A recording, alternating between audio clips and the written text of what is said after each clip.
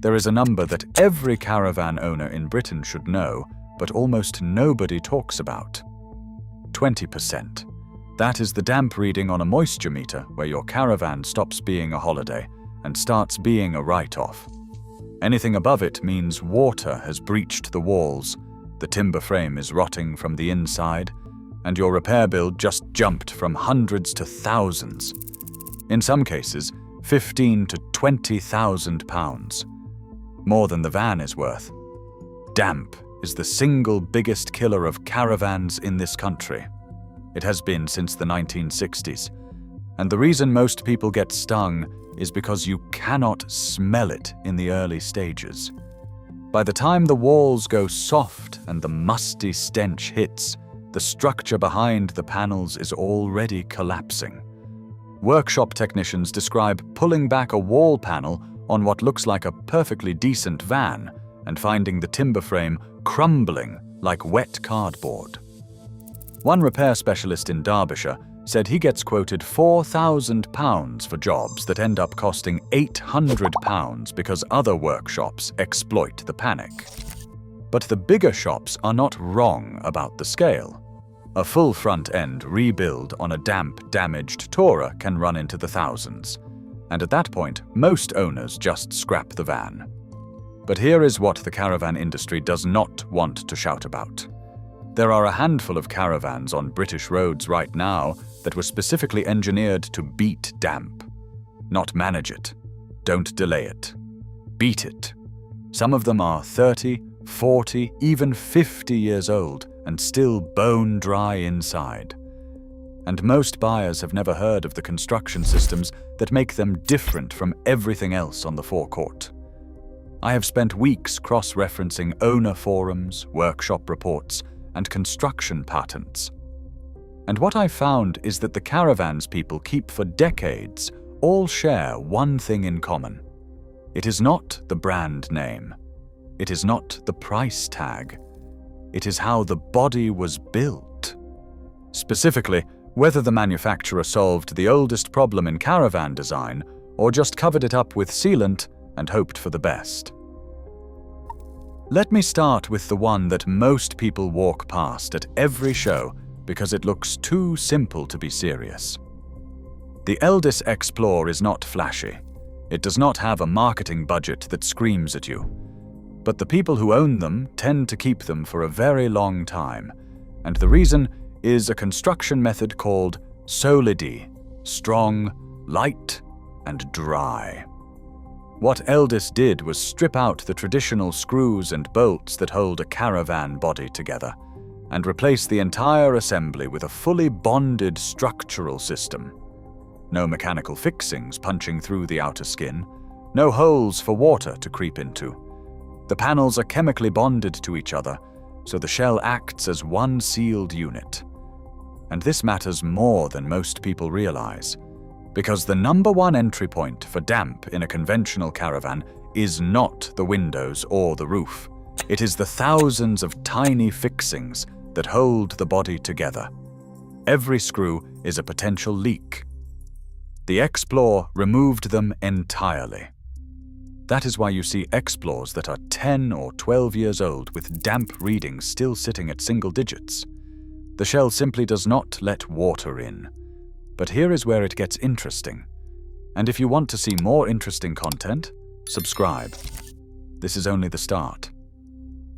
If Eldis solved the problem with bonding, Bailey solved it with architecture. The Bailey Pegasus uses a system called Alu-Tech, and it is one of those ideas that seems obvious in hindsight, but took years to develop. Instead of building a timber frame and wrapping it in aluminium, Bailey designed an interlocking aluminium external framework that clamps the body panels together from the outside. No timber in the outer structure at all. Timber is the real enemy here. Wood absorbs water. It swells. It rots. It delaminates the panels around it and turns a caravan into a soggy biscuit. Alu-Tech bypasses all of that. The aluminium skeleton locks together mechanically and eliminates the external fixing points that traditionally invite leaks. Owners of early ALU tech models going back to 2009 are still posting on forums about their structural integrity. 15 years of heavy use, winters in storage, summers on the road, and the bodies remain tight. That is not normal. Most conventional caravans start showing damp signs within 5 to 8 years if they are not meticulously resealed. And now here is the one that catches people off guard. Because it has been around so long, they assume it must be outdated. The Swift Sprite has been on British roads since the 1940s. Your nan probably saw one. Your granddad might have towed one behind a Ford Cortina. For decades, the Sprite was basic, affordable, the workhorse of the caravan world. But the modern Sprite is a completely different animal underneath. Swift developed a construction system called SMART, and at the heart of it is a material called Pure. It is a hard polyurethane compound that replaces every piece of timber in the body frame. And polyurethane does not absorb water, not a drop. It cannot rot. It cannot swell. It does not delaminate. The industry called it the most significant breakthrough in caravan construction since the 60s, and that is not marketing fluff. It fundamentally changed what the frame is made of, so that even if sealant fails around a window or a joint, the water that gets in has nothing to attack. The structure just does not care. That is why Sprites hold their value better than most caravans even after 15 years. The body does not degrade the way a timber-framed van does, and because it is the Sprite, the pricing is accessible. It is the caravan that families on a real budget can buy, knowing the thing will not dissolve in Welsh rain. But what if I told you there is a caravan where dampness is not just unlikely but physically impossible? The Airstream is American. Everyone knows that. The silver bullet. But what most British buyers do not realize is that there are European spec Airstreams adapted specifically for UK roads, and the reason they last longer than anything else on the market comes down to one decision made in the 1930s. The entire body is a riveted aluminium monocoque. No sandwich panels, no fiberglass, no timber subframe. The shell itself is the structure. And aluminium does not rot. It does not absorb moisture. It does not care if you leave it in a field in Cumbria for 30 years. The riveted construction means the skin is under tension, which makes it aerodynamic and incredibly resistant to flex and fatigue. Airstream owners in Britain talk about 50-year-old units where the interior has been gutted and refitted twice, but the exterior shell looks like it rolled off the line last week. That is the kind of longevity that makes a mockery of the 3-year warranty cycle most manufacturers build around. The catch, obviously, is price. Airstreams are not cheap. You are paying a premium up front that makes most people flinch at the forecourt. But if you calculate cost per year of usable life, they start looking like the smartest buy in the entire market. A conventional caravan might last you 10 to 15 years before damp forces a decision.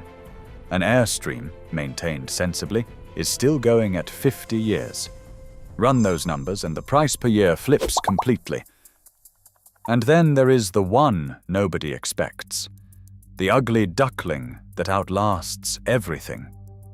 Freedom caravans are small. They are quirky. They look like someone shrunk a caravan in the wash. But the entire body is a single-piece fiberglass shell. One molded piece of glass reinforced plastic with no seams, no joints, no panels bolted together. And because there are no seams, there is nowhere for water to enter. The physics of damp simply do not apply. Forum posts going back decades describe 30-year-old Freedom microlights in near-perfect structural condition. Owners who towed them behind Morris miners across Europe in the 90s still use them today. One forum user described them as R-oat-proof and said he hardly knew it was on the back of the car. They are the lightest caravans on the road, which means almost any car can tow one which means your fuel bill stays low, and which means the total cost of caravanning drops to something a normal family can actually afford. The interior is basic. Nobody is pretending it is luxury. But the shell will outlive you, and that is the entire point. Now here is the pattern that ties all 5 of these together and explains why most other caravans fail. The traditional British caravan is built on a timber frame wrapped in aluminium with sandwich panels held together by mechanical fixings and sealed with mastic. Every single one of those elements is a potential failure point. The timber rots.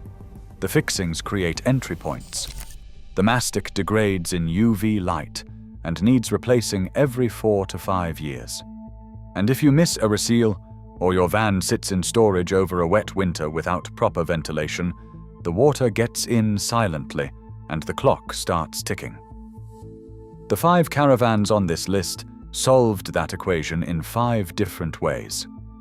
Bonded construction, aluminium architecture, polyurethane framing, monocoque shell, single-piece fiberglass. Every single one of them removed timber or fixings or seams from the equation entirely. And that is why their owners are still touring while other people are standing in a workshop being quoted $4 grand to rebuild a front corner. The thing to understand about buying a caravan in Britain is that the weather is not a risk. It is a certainty. It will rain. It will sit damp for months. The only question is whether the thing you bought was designed to handle that reality or designed to look good on a forecourt until the warranty runs out. The answer to that question is in the construction method. Not the upholstery, not the kitchen layout, not the brand badge on the front panel. Look at how the body was built. Everything else is decoration.